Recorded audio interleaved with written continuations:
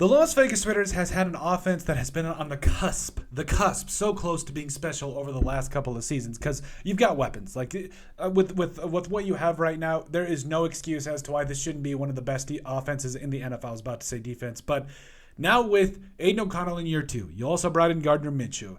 There's no reason that this offense can't shock the NFL, especially with an improved offensive line, because it's another thing to have weapons, but to have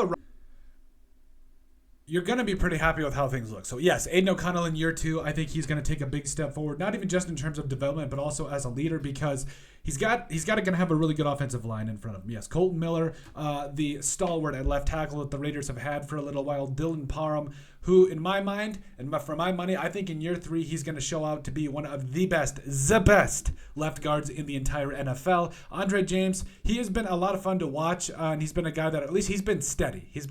Let's put it that way. And then the Jackson Powers Johnson, JPJ, the second-round draft pick coming up out of Oregon. I think he's a plug-and-play starter right away. Now, he might struggle a little bit to start things out, but overall, I think that when it's all said and done, the Raiders will have one of the best offensive lines in the NFL, and this, and really, the offense is going to be really the highlight of this whole thing, because the O-line is where it all starts. We know that. You win things up front, but, I mean, with the weapons you have in Davante Adams, Jacoby Myers, Trey Tucker, Brock Bowers, and Michael Mayer, like, there are so many places to go with the football that it's almost unfair, and I think that the Raiders are going to be in a spot where the quarterbacks don't need to play like all pros, specifically because of the weapons that they have. And so, I think that when you're in a position where you've got a plethora of weapons, you've got an offensive line that is going to be solid, your running game is going to be good, I don't think you really have to worry about a lot. And so, and again, I understand that, yes, Davante Adams is getting up there. Jacoby Myers is not any younger either, even though he's not that old.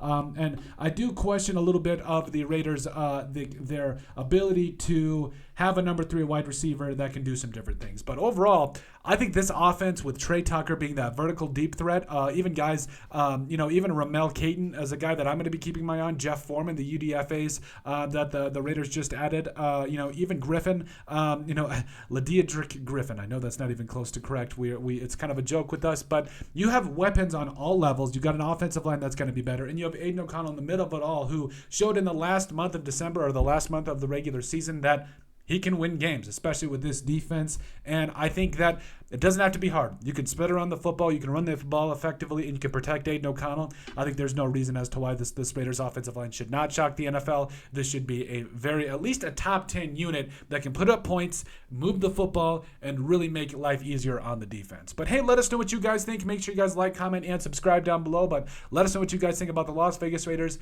that should, hopefully, shock the NFL.